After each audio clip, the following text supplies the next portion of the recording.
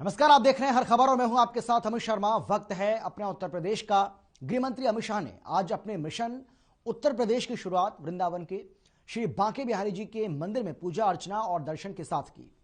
शाह ने लोगों के साथ जनसंपर्क कर उनसे बीजेपी के पक्ष में मतदान करने की अपील की। अमित शाह ने मथुरा में प्रबुद्ध वर्ग के लोगों के साथ भी बैठक की।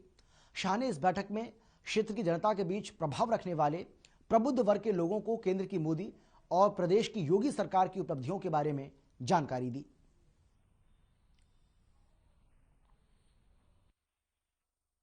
अखिलेश बाबू, मैं आपको कहना चाहता हूं, मां बहन मायावती जी, मैं आपको कहना चाहता हूं, कल मेरी बात का सार्वजनिक जवाब दीजिए। अखिलेश बाबू के शासन से भारतीय जनता पार्टी के शासन में डकैती में 70% कमी हुई है। कितनी हुई है भाई? 70%। लूट में 72% की कमी हुई है। कितनी हुई है? हत्या में 29% की कमी हुई। कितने प्रतिशत की? और अपहरण के अंदर 35% की कमी। ये भारतीय जनता पार्टी के शासन में।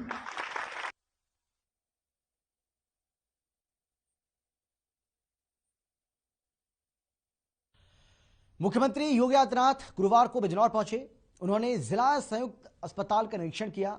इस दौरान अपने संबोधन में उन्होंने कहा कि कोरोना महामारी में जीवन और जीविका बचाने में सरकार लगातार जुटी हुई है। और क्या कुछ कहा है सीएम ने, आप खुद सुनिए। 34 लाख वैक्सीन की डोजेज हम लोगों ने प्रदेश में दी है और अकेले बिजनौर जनपद में वैक्सीन की डोज लगभग 43,28,000 वैक्सीन की डोजेज उपलब्ध कराई जा चुकी है। यहां पर जो फर्स्ट डोज दी गई है तो लगभग 97% लोगों को दी गई है और प्रदेश में हम लोग इस लक्ष्य को लगभग 98.5% तक पहुंचा चुके हैं। सेकेंड डोज जिन लोगों ने ली है 64% से अधिक लोगों ने बिजनौर में ले ली है और प्रदेश में लगभग 67% लोगों ने सेकेंड डोज भी ले ली है। 15 से 17 आयु वर्ग के लगभग 53% लोगों को बिजनौर जनपद में वैक्सीन की पहली डोज दी जा चुकी है।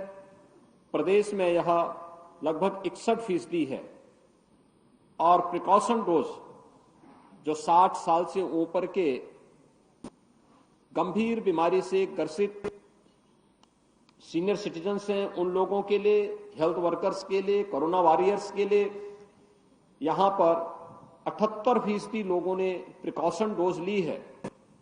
प्रदेश में लगभग 73% लोगों को इस वैक्सीन की डोज उपलब्ध कराई जा चुकी है।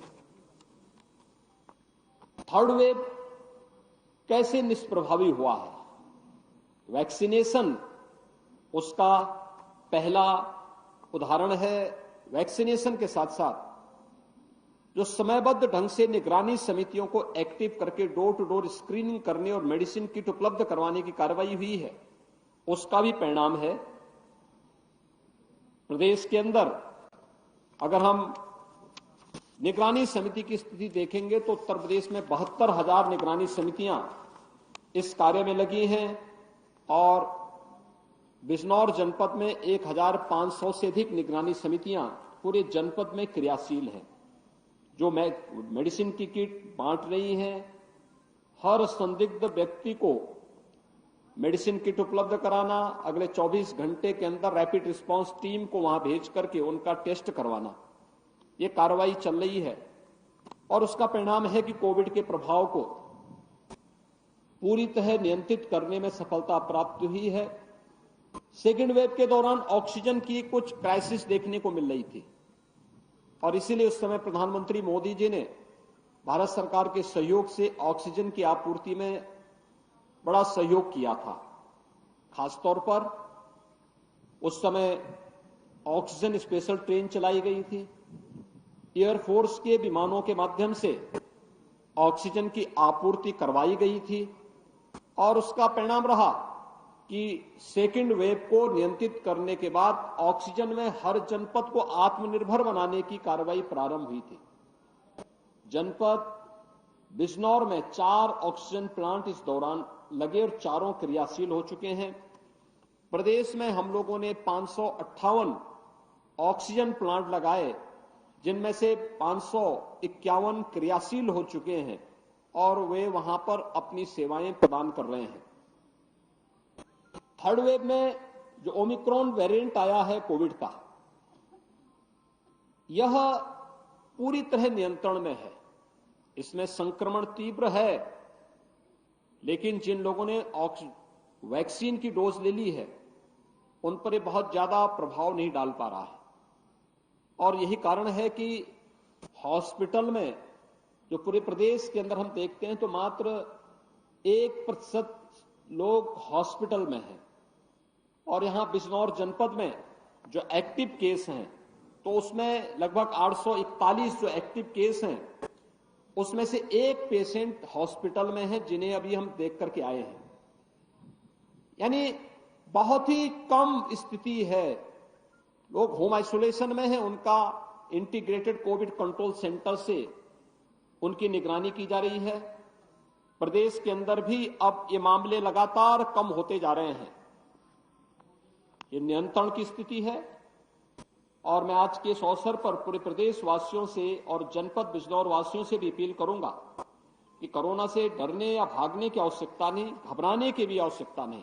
हां, सावधानी और सतर्कता की आवश्यकता है। ये महामारी है, इस सदी की सबसे बड़ी महामारी है। इसमें सावधानी और सतर्कता से ही हम जीवन और जीविका को बचा सकते हैं। जीवन और जीविका को बचाने की जो एक जद्दोजहद पूरे देश के अंदर चली है, उस कोरोना को परास्त करने की इस मुहिम में कोरोना की जो गाइडलाइन है इसका पालन हर व्यक्ति करेगा तो कोरोना पर प्रभावी नियंत्रण करने में हमें सफलता प्राप्त हो जाएगी। और आज ये इसी का हिस्सा है कि जो कोरोना गाइडलाइन जारी की गई है, हमने रात्रि का कर्फ्यू लगाया है, रात्रि 10 बजे से सुबह 6 बजे तक लोग उसका पालन करें। दूसरा, ये भी प्रयास किया गया है कि हमारे जो यूथ है 15 से 17 वर्ष तक का, वह सभी युवा वैक्सीन ले ले। स्कूल कॉलेजेस में संक्रमण न हो इसके लिए बंद किए गए हैं। तात्कालिक एहतियातन उन्हें बंद रखने का आदेश दिया गया है। लेकिन मेरी सबसे अपील होगी, एक, जब तक कोविड-19 है, जो बुजुर्ग हैं, 60 साल से ऊपर के सीनियर सिटीजन्स हैं, वे घर के बाहर निकलने से थोड़ा बचें। जो बीमार हैं, जो कमजोर इम्यूनिटी के हैं, गर्भवती महिलाएं हैं, बच्चे हैं, वे भीड़ भाड़ वाले स्थानों में जाने से बचें, बाहर निकलने से बचें, सावधानी और सतर्कता रखें। कहीं निकलना आवश्यक हो तो मास्क लगा करके निकलें, बिना मास्क के न निकलें। जिन्होंने अपना वैक्सीन नहीं लिया है वे वैक्सीन ले लें, क्योंकि वैक्सीन फ्री में है, सबके लिए है। यानी 15 वर्ष के ऊपर के हर व्यक्ति को वैक्सीन फ्री में दिया जा रहा है, सभी को दिया जा रहा है। वे अपना वैक्सीन जरूर ले लें। प्रदेश सरकार ने और केंद्र सरकार ने न केवल वैक्सीन की व्यवस्था की है, बल्कि हर गरीब के लिए फ्री में अन्न योजना भी प्रारंभ की है। डबल इंजन की सरकार है, महीने में 2 बार फ्री में राशन की सुविधा हर गरीब को उपलब्ध भी कराया जा रहा है। एक बार केंद्र सरकार की ओर से, एक बार राज्य सरकार की ओर से। और इसलिए मेरा ये अपील होगा सबसे कि वे सावधानी और सतर्कता बरतें, कोविड के नियमों का पालन करें। सामान्य लोग भी बाहर जाते हैं तो मास्क का इस्तेमाल जरूर करें, भीड़ भाड़ में जाने से बचें। और अगर कहीं कोई संदिग्ध स्थिति दिखती है, खांसी आ रही है, सर्दी जुकाम या उसे कोई फीवर की स्थिति है, अपने नजदीक के केंद्रों में दिखाएं, ICCC को फोन करें, कोविड कंट्रोल सेंटर से आवश्यक सलाह लें, डॉक्टरों से आवश्यक सलाह लें। और अगर संक्रमण की स्थिति आती भी है तो घबराने की आवश्यकता नहीं। घर में अगर होम आइसोलेशन की सुविधा है, अलग से सेपरेट रूम और टॉयलेट की व्यवस्था है, तो वे घर में रह सकते हैं। डॉक्टर अगर उन्हें हॉस्पिटल में एडमिट करने के लिए कहते हैं तो वे हॉस्पिटल में आए। हॉस्पिटल में सारी सुविधा फ्री में टेस्ट, फ्री में उपचार, फ्री में भोजन, फ्री में सभी सुविधाएं फ्री में उपलब्ध करवाई जा रही हैं, तो वह हॉस्पिटल में एडमिट हो सकता है। होम आइसोलेशन में सुविधा नहीं तो ICCC को इसके बारे में बताएं, वहां पर भी उनके लिए अतिरिक्त व्यवस्था हॉस्पिटल में या L1 फैसिलिटी की जो सुविधा कोविड की हॉस्पिटल के रूप में की गई है, वहां पर उनके लिए अलग से व्यवस्था हो जाएगी। हर व्यक्ति का जीवन बचाना हमारे लिए महत्वपूर्ण है और इसलिए कोविड प्रबंधन के लिए राज्य सरकार, केंद्र सरकार पूरी मजबूती के साथ लड़कर के प्रत्येक व्यक्ति के जीवन को बचाने और जीविका को बचाने का कार्य भी कर रही है। मुझे विश्वास है कि जैसे हमने फर्स्ट वेव और सेकेंड वेव पर प्रभावी नियंत्रण किया है, थर्ड वेव पर भी अगले 10 दिनों के अंदर आप देखेंगे कि एक प्रभावी नियंत्रण करने में हमें सफलता प्राप्त होगी। मैं इसीलिए आज जनपद बिजनौर के इस कोविड हॉस्पिटल का निरीक्षण करने के लिए सीएम योगी ने ट्वीट के जरिए विपक्ष पर जमकर निशान साधा। सीएम योगी ने ट्वीट कर लिखा कि आप सब साक्षी हैं, वो अंधेरा लाए थे, हम उजाला लाए हैं। साथ ही कहा कि वो गुंडा राज लाए थे, हम कानून का राज लाए हैं। वो अवैध तमंचों की फैक्ट्री लगवा और हम डिफेंस कॉरिडोर लाए हैं। इसके अलावा सीएम योगी ने लिखा कि वो हज हाउस लाए थे, हम रामलला का मंदिर लाए हैं।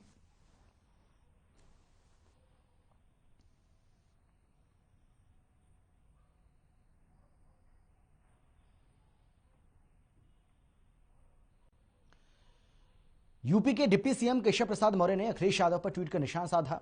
उन्होंने ट्वीट कर लिखा कि अखिलेश यादव जी, यूपी की जनता नहीं भूली है, जिस गाड़ी में सपा का झंडा उसमें बैठा रहता है कोई गुंडा। साथ ही उन्होंने लिखा कि समाजवादी पार्टी का नारा है खाली प्लॉट हमारा। वहीं केशव प्रसाद मौर्य ने लिखा कि ना गुंडागर्दी ना भ्रष्टाचार, फिर एक बार भाजपा सरकार।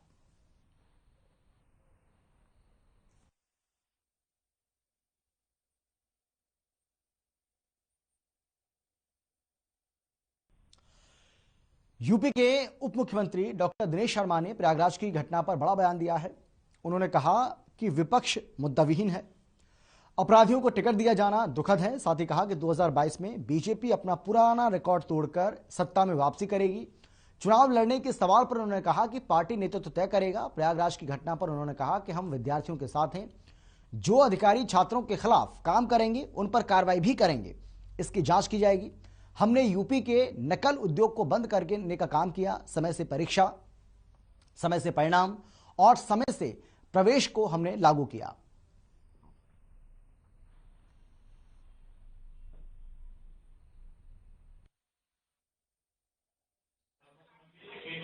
विपक्ष मुद्दा विहीन है। विपक्ष का मुद्दा केवल अपराधवाद, केवल गुंडाराज का जो उनके अपने संस्मरण है वो है। जब चुनाव आते हैं तो विपक्ष चुनाव के आते ही अपराधवाद और गुंडाराज का अलादीनी चिराग बुझ देता है। और जो बिलों में जो चले गए अपराधी और गुंडा तत्व थे, आज इस प्रकार से चुनाव में वो विभिन्न विपक्षी दलों के प्रत्याशी बनकर या प्रत्याशियों के सहयोगी या उनके रिश्तेदार बनकर सामने आए हैं, ये दुखद पहलू है। मेरा फिर से कहना है कि अपराध को का बहिष्कार, अपराध और अपराधी का बहिष्कार करने की आवश्यकता सारे राजनीतिक दलों को है। उत्तर प्रदेश आज औद्योगिक स्थापना के लिए जाने वाला ईज ऑफ डूइंग बिजनेस है, इसे ईज ऑफ डूइंग क्राइम से बताना चाहिए। ये जो विपक्ष का प्रयत्न होता था ईज ऑफ डूइंग क्राइम, उसके बजाय ईज ऑफ डूइंग बिजनेस की तरफ हमारी भाजपा सरकार बढ़ी है। कोई बयान देते उसमें मैं क्या कर सकता हूं। यूपी विधानसभा चुनाव के लिए समाजवादी पार्टी ने उम्मीदवारों की तीसरी लिस्ट जारी कर दी है। इस लिस्ट में समाजवादी पार्टी ने 56 उम्मीदवारों के नाम शामिल किए हैं।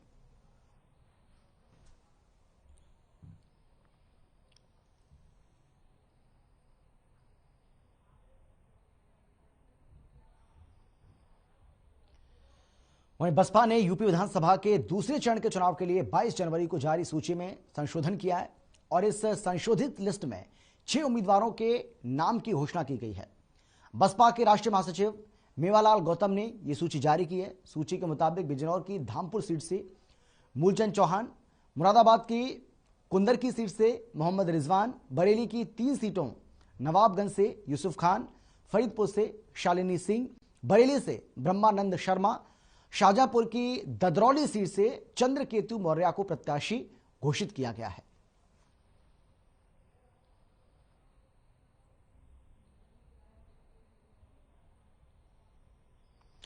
उत्तर प्रदेश विधानसभा चुनाव में अब कुछ ही समय बचा है। ऐसे में सभी राजनीतिक दल अपनी तरफ से जनता को आकर्षित करने में जुटे हुए हैं। यूपी की सत्ता पर काबिज होने के लिए तमाम तरह के वादे भी किए जा रहे हैं। आपको बता दें कि कांग्रेस के मैनिफेस्टो के बाद अब गुरुवार को आम आदमी पार्टी ने भी अपना मैनिफेस्टो जारी कर दिया।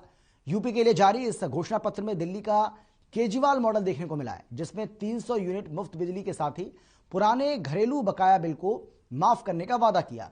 साथ ही 5000 बेरोजगारी भत्ता यूपी की जनता को देने की गारंटी दी गई। युवाओं से जुड़े हुए तमाम वो मुद्दे, चाहे उनके रोजगार से जुड़े हों या उन पर जब भी अत्याचार हुआ, आम आदमी पार्टी ने सबसे मुखरता के साथ आगे आके उनके मुद्दों को उठाया। नंबर 1। दूसरी चीज, हम उनके मुद्दों का समाधान दे रहे हैं। आज युवा को रोजगार चाहिए, उसको लाठी मिलता है, मुकदमा मिलता है। हम कह रहे हैं हम 10 लाख नौकरियां देंगे। हम कह रहे हैं हम जब तक नौकरी नहीं दे पाएंगे हम 5000 रुपए बेरोजगारी भत्ता देंगे। युवाओं के साथ आम आदमी पार्टी दिल्ली से लेकर उत्तर प्रदेश से लेकर अन्य राज्यों में भी जहां जहां हम चुनाव लड़ रहे हैं, एक बड़ा सुनहरा सपना और एक योजना लेके आए जिसको हम जमीन पे सच करके दिखाएंगे। पहली चीज तो ये कि युवाओं से जुड़े हुए तमाम वो मुद्दे, चाहे उनके रोजगार से जुड़े। हाल ही में बीएसपी छोड़ समाजवादी पार्टी में शामिल हुए पूर्व विधायक भगेलू राम को सपा ने सुल्तानपुर के कादीपुर 191 विधानसभा से उम्मीदवार बनाया है, जिससे वहां के पुराने सपा कार्यकर्ता और पदाधिकारी नाराज हो गए। नाराज सपा कार्यकर्ताओं और पदाधिकारियों ने अखिलेश से गुहार लगाते हुए कहा है कि सपा कार्यालय में हम पहुंचे क्योंकि पूर्व विधायक और मंत्री, यानी कि पूर्व विधायक भी इसमें शामिल थे, एक मंत्री भी इसमें शामिल थे। उनका यह कहना है कि 5 साल से क्षेत्र के लोगों के बीच में हम जा रहे थे, अपने पैसे से मदद का काम कर रहे थे। समाजवादी पार्टी की नीतियों से आम जनमानस को प्रेरित कर पार्टी से हम जोड़ रहे थे, लेकिन अब ऐसा व्यवहार हमारे साथ किया गया है, हमारे साथ धोखा हुआ है। धन दौलत की समाजवादी पार्टी में आज जो 3-4 साल से मेहनत कर रहे हैं, पार्टी को खड़ा करने में अपनी धन दौलत सब लगा दिए। हम चाहते हैं कि इन्हीं में से समाजवादी पार्टी के राष्ट्रीय अध्यक्ष जी टिकट देकर कादीपुर का प्रत्याशी बनाए, किसी को दे दें, हम लोग उसको तन मन धन से उसको जिताने का काम करेंगे। यूपी विधानसभा चुनाव के चौथे चरण के लिए गुरुवार को नामांकन प्रक्रिया शुरू हो गई। सुबह आपको बता दें कि ये जो नामांकन प्रक्रिया है वो शुरू हो गई है। सूबे के 9 जिलों की 60 सीटों पर 3 फरवरी तक उम्मीदवार अपना नामांकन दाखिल कर सकेंगे। 4 फरवरी को नामांकन पत्रों की जांच की जाएगी। 7 फरवरी तक उम्मीदवार अपने नाम वापस ले सकेंगे और चौथे चरण की सभी 60 सीटों पर 23 फरवरी को वोट डाले जाएंगे।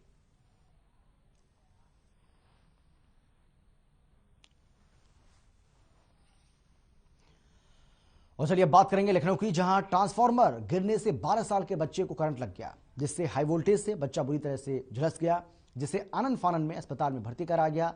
वहीं हाई वोल्टेज करंट लगने से बच्चे की हालत नाजुक बनी हुई है। आपको बता दें कि करंट लगने से बच्चा 60% तक जल गया।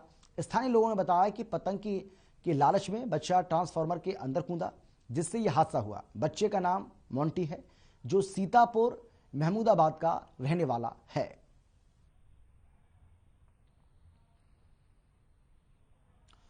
और फिलहाल इस बुलेटिन में इतना ही। छोटे से ब्रेक के बाद फौरन लौट रहे हैं, आप देखते रहिए हर खबर।